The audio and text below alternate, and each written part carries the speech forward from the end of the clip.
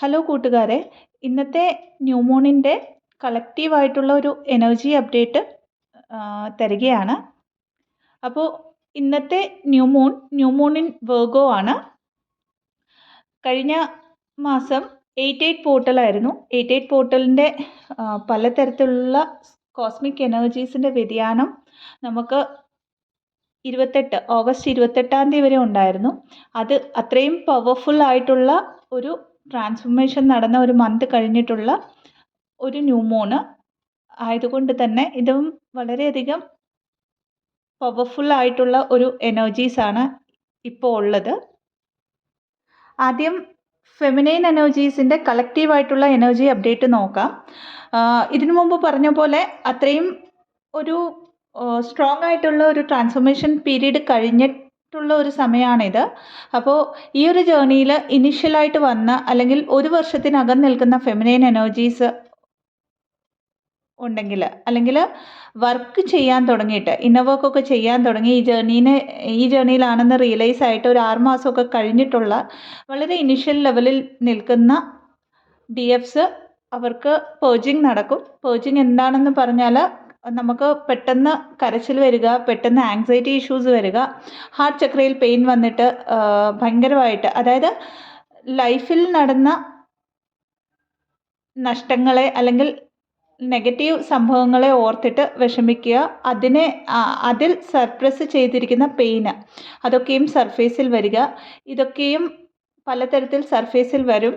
അതേപോലെ തന്നെ ചുറ്റും കാർമിക്സ് ഉണ്ടെങ്കിൽ അവരിലൂടെയുള്ള ട്രിഗേഴ്സ് സെൽഫ് ഗിൽട്ടിലായിരിക്കും ഈ ഒരു DFs പ്രത്യേകിച്ചുണ്ടോ. അതായത് ഇവരൊരു സെൽഫ് ഡൗട്ടിൻ്റെ എനർജിയിലായിരിക്കും, സെൽഫ് ക്രിറ്റിസിസത്തിൻ്റെ എനർജിയിലായിരിക്കും, സെപ്പറേഷൻ്റെ പെയിനിലായിരിക്കും, ഒരു fear based energy. Fear based energy എന്ന് പറഞ്ഞാൽ വളരെയധികം 3D ഓറിയൻറ്റഡ് ആയിട്ട് മേ ബി വർക്കൊക്കെ ചെയ്ത് കുറച്ചൊന്ന് മുമ്പോട്ട് പോയിരിക്കുന്നവരാണെങ്കിൽ പോലും പിന്നെ ഒരു 3D ഓറിയൻറ്റഡ് ആയിട്ട് ആലോചിച്ചിട്ട് ചുറ്റുമുള്ള കാര്യങ്ങളെ, ഇല്ലൂഷനിലുള്ള കാര്യങ്ങളെ നഷ്ടപ്പെടുമോ എന്നുള്ള ഒരു ഫിയർ, അതിൻ്റെ കൂടെ കുഞ്ഞിലെ തൊട്ടുള്ള ഫിയേഴ്സ് സർഫേസിൽ വരുന്ന ഒരു സമയമായിരിക്കും. അപ്പോൾ ഇവർക്ക് ഉള്ള ഒരു സജഷൻ അല്ലെങ്കിൽ അഡ്വൈസ് എന്ന് പറഞ്ഞാൽ ആസ് യൂഷ്വൽ ഗ്രൗണ്ടിങ് ചെയ്യുക, ഇന്നർ വർക്ക് കണ്ടിന്യൂ ആയിട്ട് ചെയ്യാൻ ശ്രമിക്കുക, സർഫേസിൽ വരുന്ന ഇഷ്യൂസിനെ മനസ്സിലാക്കാനായിട്ട് ശ്രമിക്കുക.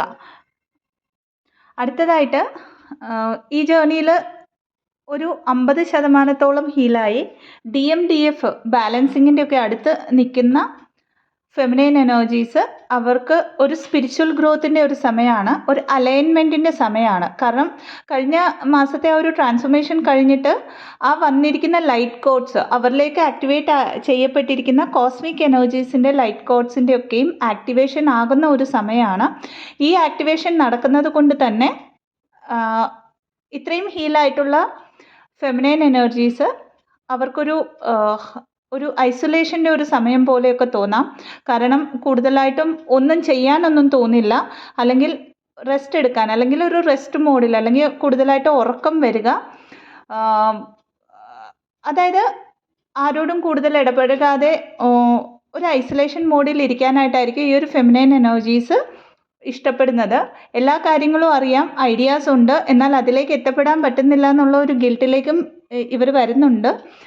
ഇവിടെ ഒരു കാര്യം മനസ്സിലാക്കുക, ഈ ഒരു ജേർണിയിൽ നമ്മൾ ഈവൻ ഐസൊലേഷനിൽ ഇരുന്നാൽ പോലും നമ്മളുടെ ഉള്ളിലെ വിസ്ഡം അതിനെ ആക്ടിവേറ്റ് ചെയ്യുന്ന ഒരു സമയമാണ്.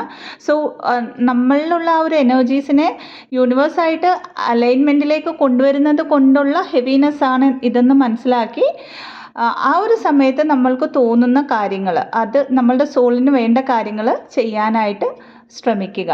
ഇവരുടെ മസ്കുലൈൻ എനർജീസ് വന്നിട്ട് ഒരു റണ്ണർ എനർജിയിലാണ് തീർച്ചയായിട്ടും.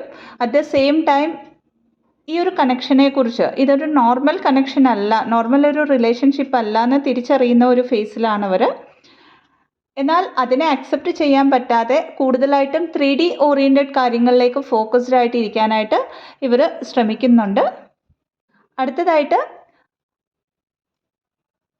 ഒരു 60% വരെ ഹീലായി DMDF ബാലൻസ് ചെയ്യാനായിട്ട് ഇനിഷ്യലി വന്നിരിക്കുന്ന അല്ലെങ്കിൽ ആ ഒരു ഫേസിലേക്ക് വന്നിരിക്കുന്ന ഡിവൈൻ ഫെമിനൈൻസ് അവരുടെ ലൈഫിൽ ഓപ്പർച്യൂണിറ്റീസ് വരുന്ന ഒരു സമയമാണ്. സ്പെഷ്യലി 9/9 പോർട്ടൽ തൊട്ട് ഇവർക്ക് ഈ ഒരു ഡിഫറൻസ് കാണാൻ പറ്റും. ലൈഫിൽ അബൻഡൻസ് കാണാൻ പറ്റും, ലൈഫിലൊരു പ്രോഗ്രസ് കാണാൻ പറ്റും. അതായത് ഒരു ട്രാൻസ്ഫോർമേഷൻ്റെ എനർജി ഈ ഒരു ഫെമിനൈൻ എനർജീസിന് സെൻസ് ചെയ്യാനായിട്ട് പറ്റും.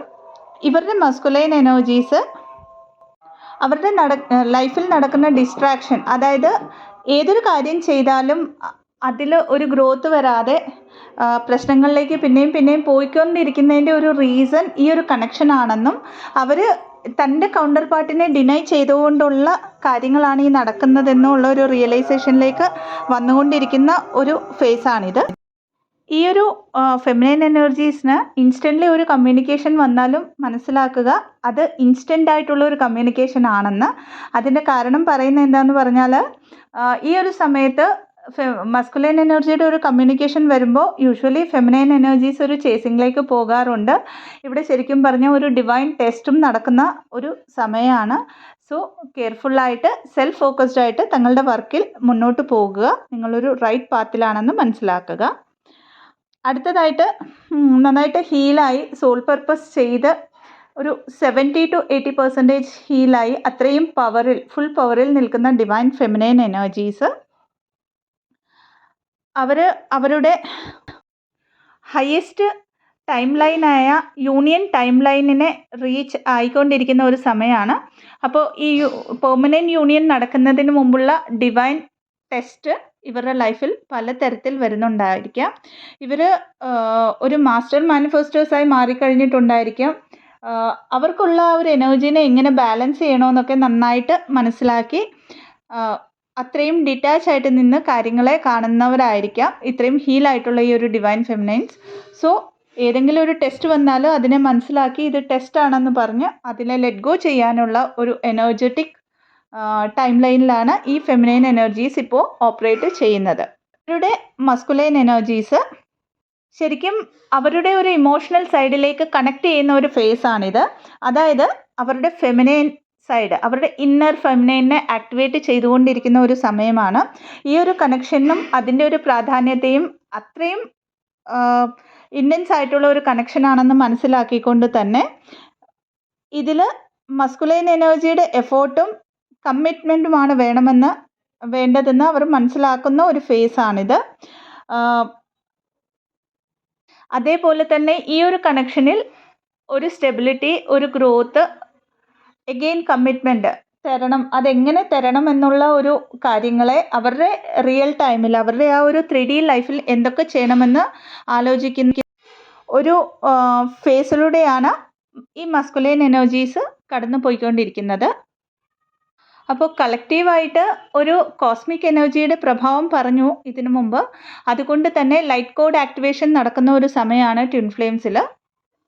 അപ്പോൾ ഈ ഒരു യൂണിവേഴ്സൽ ലൈറ്റ് കോഡ്സ് നമ്മളുടെ എനർജറ്റിക് ഫീൽഡിൽ ആക്ടിവേറ്റ് ആവുന്നത് കൊണ്ട് തന്നെ നന്നായിട്ട് ഹീലായിട്ടുള്ള ഫെമിനൈൻ എനർജീസിൻ്റെ സേക്രൽ ചക്ര, റൂട്ട് ചക്ര, ഹാർട്ട് ചക്ര, അതേപോലെ ത്രോട്ട് ചക്ര ആൻഡ് ക്രൗൺ ചക്ര കൂടുതലായിട്ടും ക്ലെൻസിങ് നടന്ന് അവിടേക്ക് ഡൗൺലോഡ്സ്, അതായത് ഡിവൈൻ ഡൗൺലോഡ്സ് കിട്ടി നെക്സ്റ്റ് ലെവലിലേക്ക് ആവുന്ന ആ ഒരു അസെൻഷൻ പ്രോസസ്സിലായതുകൊണ്ട് തന്നെ ഈ ഫെമിനൈൻ എനർജീസിന് ഹെൽത്ത് ഇഷ്യൂസ്, അതായത് ഡൈജസ്റ്റീവ് സിസ്റ്റത്തിൻ്റെ ഏതെങ്കിലും പ്രോബ്ലംസ് തോന്നാം, പനി വന്ന പോലെയൊക്കെ ഫീൽ ആവാം, സിവിയർ ആയിട്ടുള്ള ഹെഡേക്ക്, ത്രോട്ട് പെയിന്, ഇതൊക്കെയും ഈ ഒരു ഫെമിനൈൻ എനർജീസ് കോമൺ ആയിട്ട് ഫീൽ ആവുന്ന ഒരു സിംറ്റംസ് ആയിരിക്കാം.